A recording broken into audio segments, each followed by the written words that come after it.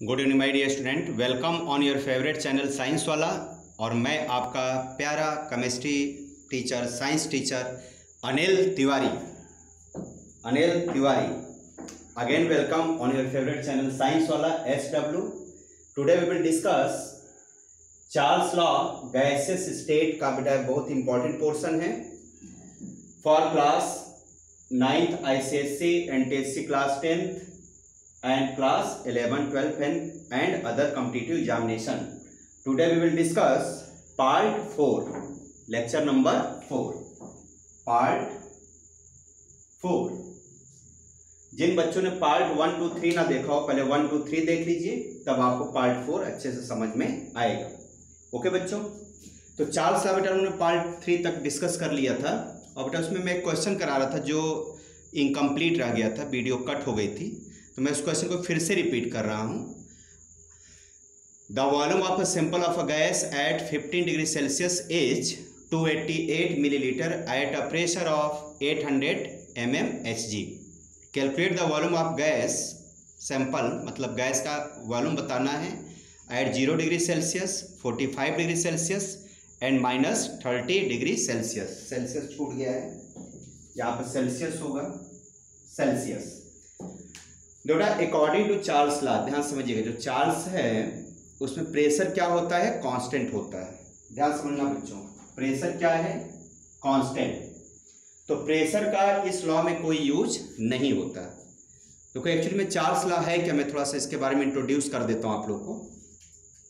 According to Charles law V directly proportional to T। कहने मतलब ये है कि अगर हम लोग टेम्परेचर को इंक्रीज कर दें तो वॉल्यूम भी क्या होगा बच्चों, इंक्रीज होता जाता है। जैसे कोई गैस है, उसको अगर आप हीट करिए, जैसे मान लो उसका टेम्परेचर गैस का 0 डिग्री है, तो 0 डिग्री पर जो वॉल्यूम होगा अगर उसको आप गर्म करेंगे, 45 करेंगे, तो क्या होगा बताइए, 0 से ज़्यादा 45 है, यानी उसका वॉल्यूम क्या होगा, ज़्यादा हो जाएगा। लेकिन 0 से कम है, ये -30, इस पर क्या हो जाएगा भाई, कॉमन सी बात है, कम हो जाएगा। तो कहने तो पे सबसे ज्यादा वॉल्यूम किस पर होगा बताइए, 45 डिग्री पे वॉल्यूम सबसे ज्यादा होगा। ओके बच्चों, इससे कम किस पे होगा, 30 डिग्री सेल्सियस पे, सॉरी 0 डिग्री पे, 0 डिग्री सेल्सियस। और सबसे कम बच्चों किस पर होगा, -30 डिग्री सेल्सियस पे। ओके, तो सबसे ज्यादा आंसर किसका आना चाहिए, वॉल्यूम का। इस पे वॉल्यूम सबसे ज्यादा होगा, इससे जस्ट कम होगा इस 0 पे, और इससे भी जस्ट कम होगा -30 पे। तो अब बच्चों हम लोग कैलकुलेशन करना स्टार्ट करते हैं। सबसे पहले देखिए, इसमें मैंने कुछ डेटा लिख दिया कि टाइम ना वेस्ट हो। देखो बेटा, calculate the volume of sample of gas at 15 degree Celsius is 288 millilitre. देखिए क्वेश्चन बच्चों गिवन है कि 15 डिग्री सेल्सियस पे वॉल्यूम कितना है, 288 मिलीलीटर, 288 मिलीलीटर गिवन। ओके, और कैलकुलेट किस पे करना है, पहले 0, फिर 45, फिर -30। देखो बेटा, अगर 0 पर अगर हमको पता है या किसी भी टेम्परेचर पर पता है, जैसे मान लो 15 पर दिया क्वेश्चन में, तो आप किसी भी टेम्परेचर का निकाल सकते हैं। मतलब एक टेम्परेचर का हमें वॉल्यूम पता होना चाहिए जो गिवन है 15 डिग्री सेल्सियस पे 288 मिलीलीटर।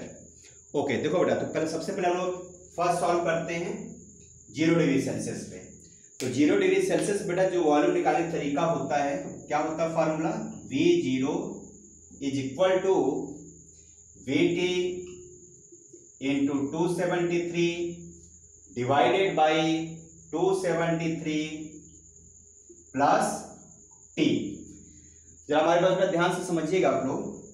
देखिए स्मॉल टी जो होता है ये डिग्री सेल्सियस को इंडिकेट करता है, ध्यान समझिएगा। स्मॉल टी का मतलब होता है डिग्री सेल्सियस का टेम्परेचर, और कैपिटल टी का मतलब होता है केल्विन का टेम्परेचर। तो यहाँ टेम्परेचर कौन सा रखना आपको, डिग्री सेल्सियस में रखना है। स्मॉल टी का मतलब होता है डिग्री सेल्सियस में टेम्परेचर को आपको पुटअप करना है। अब ध्यान समझना बच्चों, डिग्री सेल्सियस क्यों रखा जाता है, मान लो आपसे कोई पूछे, तो डिग्री सेल्सियस इसलिए रखते हैं क्योंकि इसके पहले क्या लिखा हुआ है, 273, और 273 जब आप डिग्री सेल्सियस में ऐड कर देते हैं तो अपने आप वो केल्विन में कन्वर्ट हो जाता है।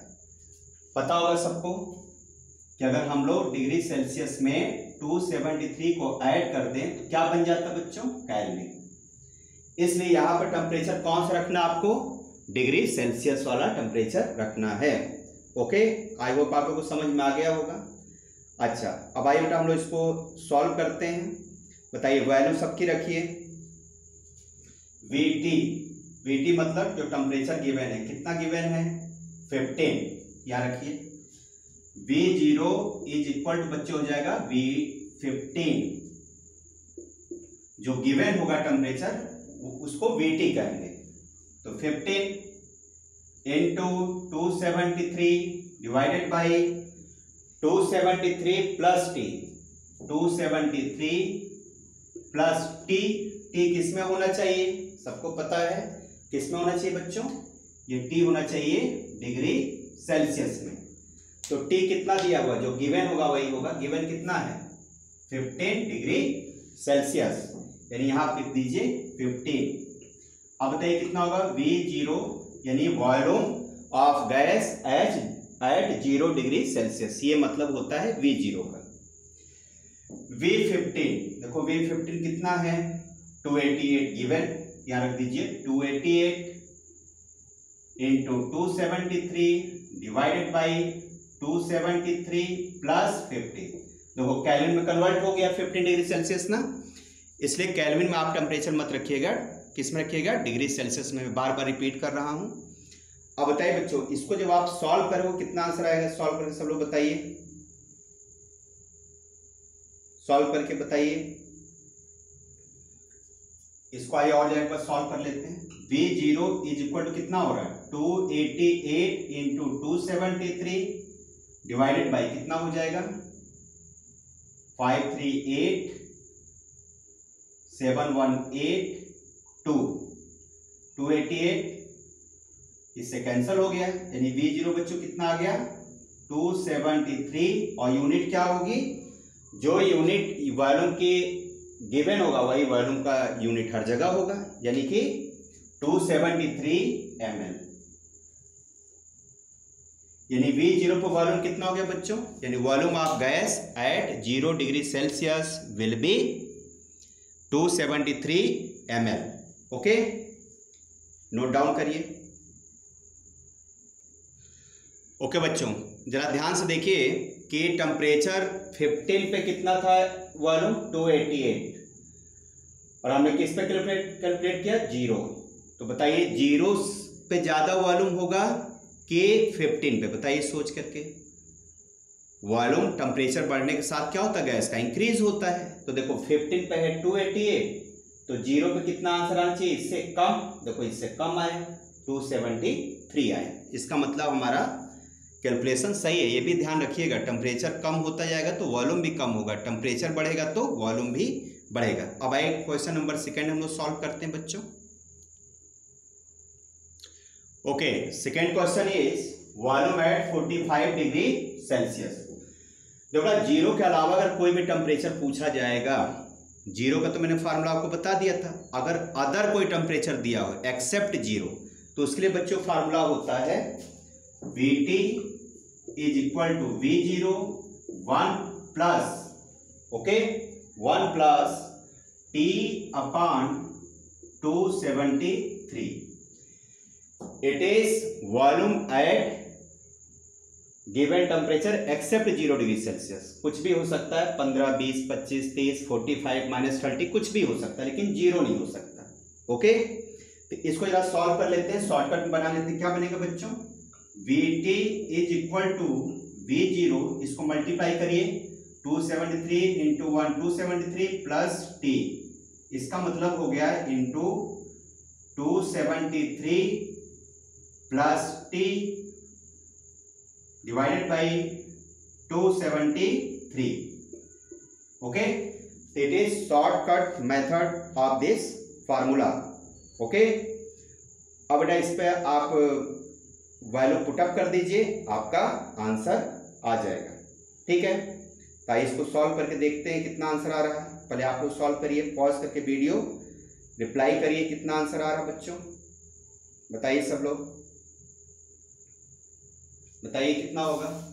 V15 टेम्परेचर कितना है 45 कैलकुलेट करना है। V0 की वैल्यू अभी हमने कैलकुलेट किया था, कितना आ रहा था V0 बच्चों, देख लो, अभी मैंने इसके पहले फर्स्ट क्वेश्चन बताया था ना, V0 कितना था बताइए 273। ओके, पुटअप करिए वैल्यू। आई होप आप लोगों ने सॉल्व कर लिया होगा। आइए मैच करिए आंसर।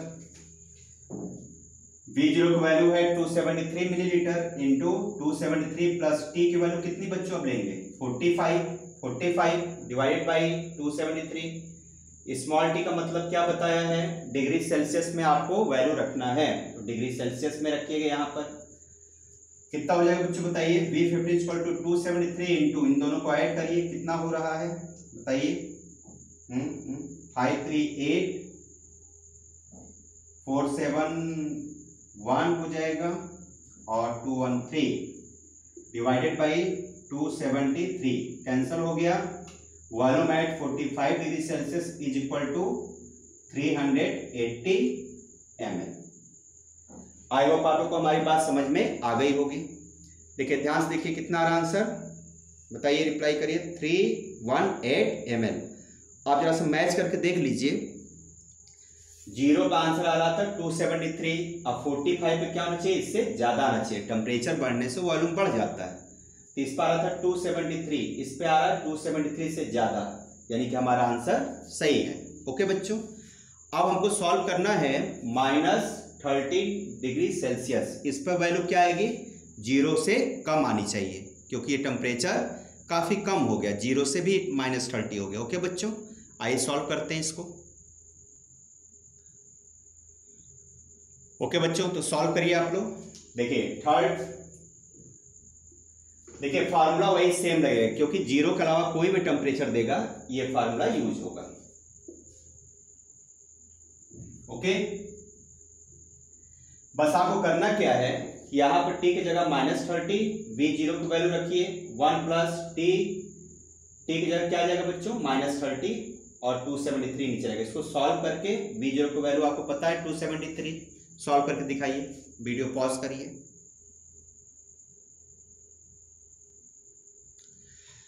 ओके बच्चों, आई होप आप लोगों ने सॉल्व कर लिया होगा। मैच कर लीजिए answer. V -30 equal to V0 into 273 plus T by 273। Okay, V30 पे क्या होगा बच्चों, V0 को वैल्यू था कितना, V0 को वैल्यू कितना आ रहा था 273 ml। 45 पे कितना आया था बच्चों, इस पर आया था शायद 318 ml, और इस पे कितना आ रहा बच्चों 243 ml। देखिए चेक करिए, सबसे ज्यादा वॉल्यूम किस पे आना चाहिए 45 पर, इससे कम किस पे आना चाहिए 0 पर, और इससे भी कम किस पे आना चाहिए 13 पर। देखिए आ रहा आंसर, मतलब सही है। देखिए कैसे सॉल्व करेंगे, 273 रख दिया वैल्यू, 273 टी की प्लेस पे क्या आ जाएगा -30। जब इसको सॉल्व करेंगे तो आंसर हो जाएगा 273 इंटू 243 बाई 273, इससे कैंसिल हो गया, आंसर आ गया 243 ml। तो आई होप आप लोग को हमारी बात समझ में आ गई होगी। अब आइए इसको हम लोग समराइज कर लेते हैं। ओके बच्चों, ध्यान समझना। देखिए चार्ल्स लॉ के अकॉर्डिंग क्या, चार्ल्स लॉ में हम लोग क्या पढ़ते हैं बताइए। चार्ल्स लॉ में बच्चों ये बताया गया है कि गैस का बेटा जो वॉल्यूम होता है वो डायरेक्टली प्रोपोर्शनल किसका होता है, टेम्परेचर का, यानी टेम्परेचर इंक्रीज करेंगे तो वॉल्यूम भी इंक्रीज होगा। लेकिन कंडीशन क्या होती है, कंडीशन बच्चों ये है, कंडीशन एट कांस्टेंट प्रेशर, यानी प्रेशर को चेंज नहीं करना, मतलब प्रेशर का इसमें यूज ही नहीं होगा, सीधी बात समझ लीजिए। और बॉयल जब उन्होंने पढ़ा था उसमें टेम्परेचर का यूज नहीं होता था, उसमें टेम्परेचर कांस्टेंट था बॉयल में। लेकिन चार्ल्स में क्या होता है, प्रेशर कांस्टेंट, कांस्टेंट का मतलब उसका कहीं भी न्यूमेरिकल में यूज नहीं होना है, वो न बदलता है, न कम होता है, न ज़्यादा होता है, तो उसके बारे में सोचते ही नहीं है, यही मतलब होता है। ओके, अलगुडा टेम्परेचर अगर इंक्रीज करेंगे तो वॉल्यूम बढ़ेगा, जरा ध्यान से समझिएगा। टेम्परेचर इंक्रीज करिए। सबसे कम कौन सा है? -30। इससे ज्यादा कौन सा है? -30 से 0। इससे ज्यादा क्या है? क्वेश्चन देखो दिया था 15। और इससे भी ज्यादा बच्चों कौन सा है? 45। और देखिए वॉल्यूम सबसे कम कहां होना चाहिए बताइए? -30 पे कितना आ रहा है? 243। इससे ज्यादा होना चाहिए 0 पर। 0 पे कितना आ रहा है? 273 ml। इससे ज्यादा किसको होना चाहिए? 15 डिग्री सेल्सियस पर कितना आ रहा है? गिवन है क्वेश्चन में 288 ml। और इससे भी ज्यादा किसका आना चाहिए? 45 पे। 45 पे कितना आ रहा है बच्चों? 380 ml। देखिए डेटा सब मैच कर रहा है कि नहीं? देखो ये कितना है? 288 ml। देखिए सही है, कहीं गलत तो नहीं हो रहा है? चेक करिए। 243 से ज्यादा है 273, फिर 273 से ज्यादा है 288, और 288 से ज्यादा है 318 ml। इसका मतलब हम लोगों ने जो क्वेश्चन सॉल्व किया है वो सही है। 100% बच्चों क्या है? राइट है। अब आइए एक क्वेश्चन बच्चों हम लोग और इस पे सॉल्व करते हैं। Okay okay my dear student, ऐसा करते हैं कि पहले एक नया टॉपिक ही पढ़ा देते हैं, फिर हम लोग न्यूमेरिकल सॉल्व करेंगे। बेटा third very important topic is very important the combined gas law equation. Combined gas law बेटा इक्वेशन क्या है? बहुत हमारी बात ध्यान से समझना, बड़ी कंफ्यूजन वाला ये टॉपिक है। देखो बेटा इसमें क्या होता है कि हम लोग कांस्टेंट क्या क्या लेते हैं? Temperature, pressure and volume. इन तीनों को बच्चों हम लोग कांस्टेंट मान करके या अप्लाई करके ये लॉ बनाया गया है। ओके जरा ध्यान देना बच्चा। बॉयल्स लॉ और चार्ल्स लॉ को अगर हम लोग आपस में ऐड कर दें, Boyle's law plus Charles law is equal to combined gas law बन जाता है, या कंबाइंड गैस इक्वेशन भी इसे बोला जाता है। ध्यान समझना बेटा। चार्ल्स लॉ में क्या कांस्टेंट था? याद करिए। चार्ल्स में बच्चों कांस्टेंट होता था, क्या कांस्टेंट था? क्या बताया इसका तरीका याद करने का? एक मिनट, गलत हो रहा है यहां पे। बात क्या याद करने को बताया तुमने? बात जो आप टॉकिंग करते हैं तो बॉयल्स में ताप, T फॉर टेम्परेचर। बेटा इसमें क्या कांस्टेंट था? टेम्परेचर। इसमें था कांस्टेंट टेम्परेचर। और इसका कैसे हमने याद करने को बताया था? Constant charm. यानी कि चार्ल्स में क्या होता है बेटा? द का मतलब हिंदी में बोलते हैं दाब, दबाव, दाब। दाब को इंग्लिश में बोलते हैं प्रेशर। यानी इसमें कांस्टेंट क्या था? प्रेशर। लेकिन देखो वॉल्यूम की कहीं भी बात नहीं की गई थी। टेम्परेचर और प्रेशर की तो बात की गई लॉ में, लेकिन वॉल्यूम कहां गया? वॉल्यूम तो छूट रहा है, ये भी तो बदलता है वॉल्यूम भी। इसलिए इन दोनों लॉ को अगर हम लोग ऐड कर देते हैं तो क्या बन जाता बच्चों? Combined gas law equation. और किस पे बेटा डिपेंड है? Add constant temperature, pressure and volume, तीनों को बेटा इसमें कांस्टेंट माना जाता है। ओके अब ध्यान दीजिएगा। बॉयल्स लॉ लिखिए, चार्ल्स लॉ, दोनों को ऐड करिए, ये बन जाएगा। आइए बना के देखते हैं कैसे बनता है। सुनो बच्चों, फर्स्ट लॉ लिखते हैं बॉयल्स लॉ। बॉयल्स लॉ में क्या बताया था हमने? याद करिए कि volume of gases directly proportional to, inversely proportional to pressure. यानी अगर प्रेशर को बढ़ाएंगे तो वॉल्यूम कम हो जाएगा, कॉमन सी बात है। अगर गैस इतनी है, अगर उसको हम कंप्रेस कर दें तो गैस का वॉल्यूम कम हो जाता है, और प्रेशर को कम कर दो तो गैस फैल जाती है। यानी कि प्रेशर इंक्रीज करेंगे तो वॉल्यूम कम हो जाएगा, प्रेशर डिक्रीज करेंगे तो वॉल्यूम क्या होगा? इंक्रीज कर जाएगा। It is Boyle's law. लेकिन इसमें कांस्टेंट क्या था बच्चों? याद रखिएगा, ऐड कांस्टेंट क्या? टेम्परेचर। ओके ठीक है। सेकेंड बच्चों लॉ क्या है? चार्ल्स ने बच्चों ये बताया था, second law Charles law. Charles ने ये बताया था कि जो गैस का वॉल्यूम होता है वो डायरेक्टली प्रोपोर्शनल टू टेम्परेचर होता है। देखिए इसमें कांस्टेंट क्या लिया था बच्चों, एट कांस्टेंट क्या था, प्रेशर। ओके, तो ये दो इक्वेशन बन गए हमारे। फर्स्ट बन गया V proportional to 1/P, equation number 1, and V proportional to T, equation number 2। इन दोनों इक्वेशन को बच्चों ऐड कर देते हैं। देखिए Boyle's law plus Charles law को ऐड करेंगे तभी तो कंबाइंड गैस लॉ बनेगा। तो दोनों को ऐड करते हैं। कैसे ऐड करेंगे, देखिए ध्यान से। ऐड करते समय बच्चों देखो पहला लॉ है V प्रोपोर्शनल टू 1/P, और सेकेंड बच्चों है V प्रोपोर्शनल टू T। अब ध्यान समझिएगा, देखो इसमें क्या लिखा 1/P, इसमें लिखा है V प्रोपोर्शनल टू केवल T, तो T के नीचे 1 मान लीजिए, एज्यूम कर लीजिए, कोई फर्क तो पड़ना नहीं है। चलिए अपान 1 मान लेते हैं, अपान 1। अब बेटा कंपेयर करो, डिनोमिनेटर में कौन कौन सा है, 1 है और T है। इधर तो V दोनों का इक्वल है। ऊपर डिनोमिनेटर देखिए, डिनोमिनेटर में क्या क्या लिखा है, 1 और T, और नीचे क्या लिखा है, P और 1। तो क्या लिख सकते हैं, V प्रोपोर्शनल टू 1 और T का मल्टीप्लाई कर दो, तो 1 into T divided by numerator, numerator यानी P इंटू 1। तो क्या हो जाएगा बच्चों, V proportional to T upon P। सही है, कोई दिक्कत देख लीजिए, कोई प्रॉब्लम हो बताइए। इतनी बात समझ में आ गई। और क्या लिख सकते हैं बच्चों, देखिए अब ऐसा करते हैं, इस प्रोपोर्शनल को हटाना पड़ेगा, तो क्या लिखना पड़ेगा, V is equal to K into T by P। सही है, अब K कहां चला जाएगा, ऊपर, तो कितना होगा बच्चों, V is equal to K into T upon P। कोई दिक्कत, हमें लगा कोई दिक्कत नहीं होनी चाहिए। ओके बच्चों, आप क्या लिख सकते हैं, ध्यान समझना, और लिख सकते हैं, क्रॉस कर दीजिए, यानी कि K T is equal to P V।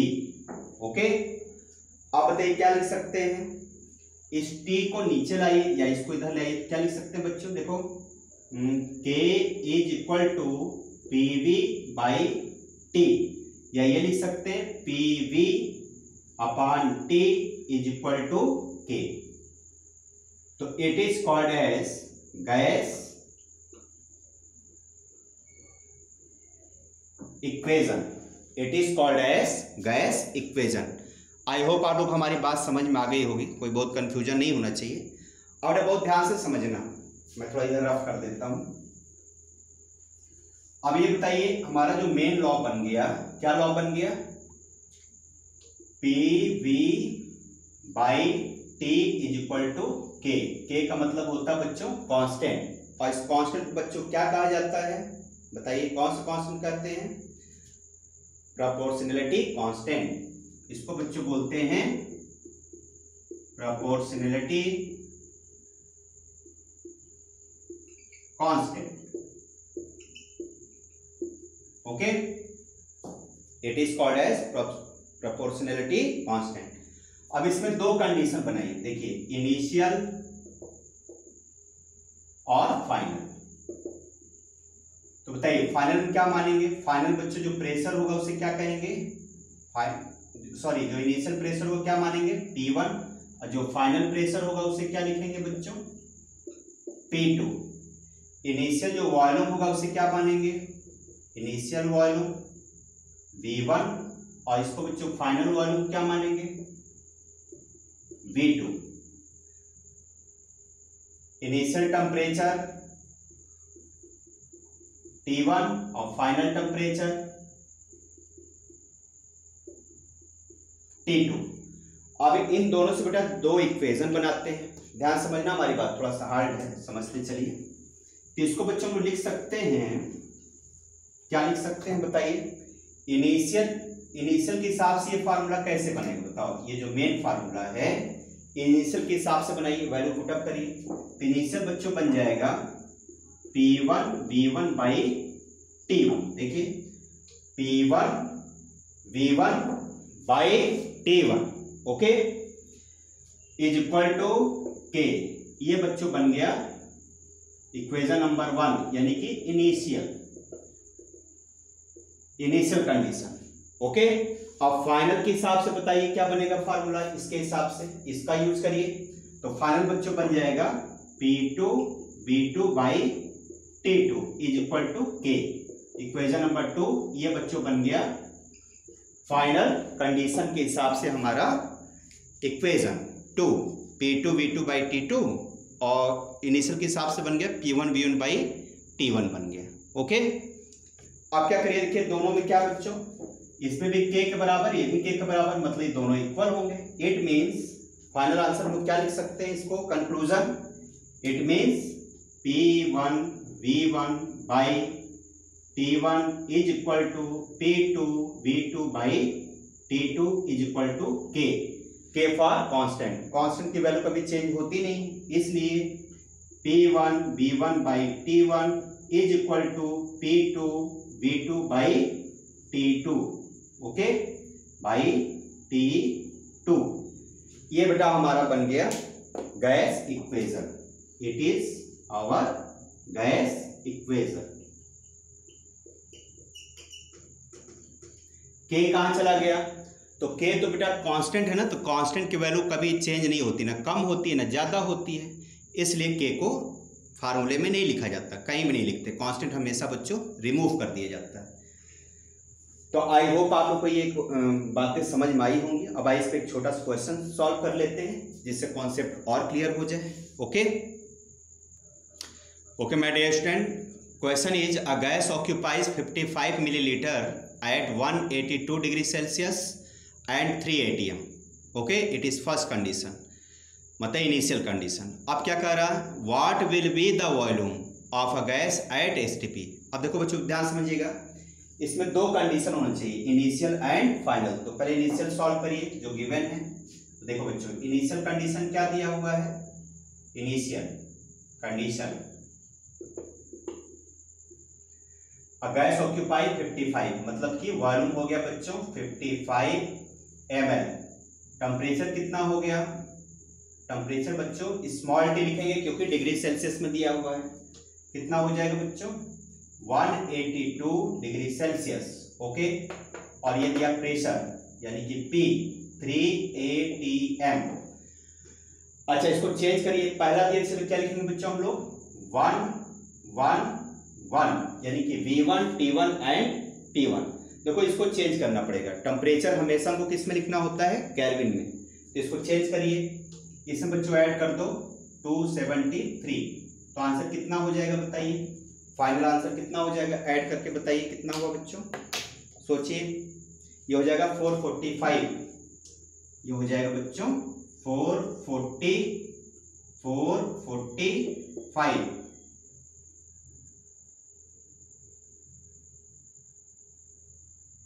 सही है, चेक कर लीजिए। 455 केल्विन। अब बेटा हो गया केल्विन में, ओके।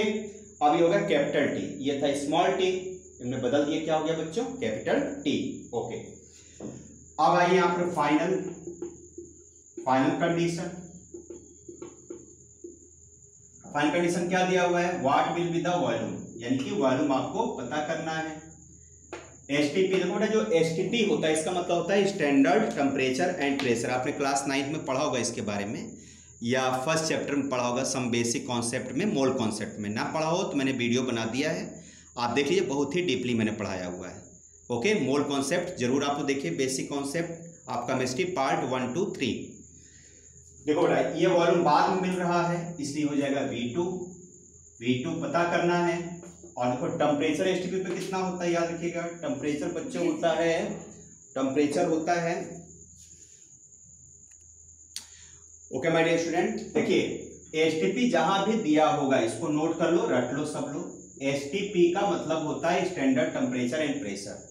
स्टैंडर्ड टेम्परेचर बच्चों कितना होता है, टेम्परेचर होता है 273, ओके।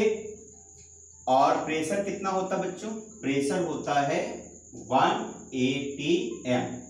इसको आप लोग याद कर लीजिए कि जहां भी दिया होगा क्या क्या दिया होगा STP, इसका मतलब टेम्परेचर होगा 273 केल्विन की डिग्री सेल्सियस, तो केल्विन होगा, कॉमन सी बात है केल्विन। और प्रेशर बेटा कितना होगा हमेशा 1 atm। इन्हीं दोनों को मिलाकर हम लोग क्या करते हैं STP करते हैं, इसको क्या बोलते हैं STP। तो आपको टेम्परेचर प्रेशर तो अब क्वेश्चन में दिया नहीं होगा, बस लिख देगा STP, इसका मतलब ये दोनों हो गया। तो नोट कर लीजिए 273 केल्विन और प्रेशर बच्चों कितना हो गया 1 atm। अब किसका यूज करेंगे हम लोग बताइए, कंबाइंड गैस इक्वेशन का इसमें यूज करिए। ये सामने लिखा हुआ है, इस पे सॉल्व करते हैं, बताइए कितना हो जाएगा। तो बच्चों यहाँ पर सॉल्व करिए बाय यूजिंग गैस इक्वेशन या गैस लॉ। क्या है बच्चों P1V1 by T1 is equal to P2V2 by T2। Cross कर लो, V2 की वैल्यू निकालना है, क्या हो जाएगा बच्चों बताइए। ये हमारा इक्वेशन बन जाएगा P2V2 into T1 is equal to P1V1 into T2। अब बताइए V2 इक्वल टू क्या हो जाएगा, V2 इक्वल टू हो जाएगा, हाँ तो बताते हैं V2 क्या हो जाएगा, V2 इज इक्वल टू हो जाएगा P1V1 into T2 divided by V2 के अलावा क्या क्या बच रहा P2 और T1, तो P2 इंटू T1 और वैल्यू पुट अप कर दो, आंसर आ जाएगा। कितना हो जाएगा बच्चों बताइए, V2 is equal to P1 into V1, value रखिए, सॉल्व करके दिखाइए, सब लोग सॉल्व कीजिए, कितना हो जाएगा बताइए। P1 की वैल्यू कितना बच्चों 3 atm, यानी कि 3 इंटू V1 की वैल्यू कितनी है 55 इंटू T2 की वैल्यू कितनी है 273 डिवाइडेड बाई P2 की वैल्यू कितनी बच्चों, ये P2 है, P2 1 इंटू T1 की वैल्यू कितनी है, ये T1 है ना, स्मॉल टी ये कैपिटल टी, 455 के, कैपिटल टी का मतलब केल्विन में, तो केल्विन में वहां पुट अप करना, ओके। तो 455, अब इसको सॉल्व करिए, V2 की वैल्यू आ जाएगी, सॉल्व करके बताइए सब लोग, बताइए कितना हुआ। I am still waiting. 99 ml, okay, that is our final answer. I hope आप लोग को कंबाइंड गैस लॉ इक्वेशन समझ में आ गया होगा, okay my dear student. Okay, तो इस तरह का और भी क्वेश्चन आप लोग सॉल्व कीजिएगा, अगर कोई प्रॉब्लम होती है आप हमें कमेंट करिएगा, और इसके आगे जो भी क्वेश्चंस होंगे हम लोग पार्ट 5 में बेटा डिस्कस करेंगे, ओके। तो ठीक है, नोट्स बनाइए, अच्छे से पढ़िए, घर पे रहिए, कोरोना इफेक्ट चल रहा है, बाहर मत निकलिएगा, और अगर वीडियो पसंद आ रही हो तो कहने की ज़रूरत ना पड़े, हमें बहुत ज़रूरी काम है कि इसे लाइक सब्सक्राइब और मैक्सिमम शेयर करिए, जिससे और बच्चों को भी नॉलेज हो सके, ओके बच्चों, ठीक है। तो मैं आपका favourite science teacher Anil Tiwari आपको मिलता हूँ पार्ट 5 में, गैस लॉ, गैसेस स्टेट में हम लोग आगे बढ़ते हैं, मतलब मिलेंगे, ओके पार्ट 5 में, ठीक है। Good night, bye, best of luck, Tata.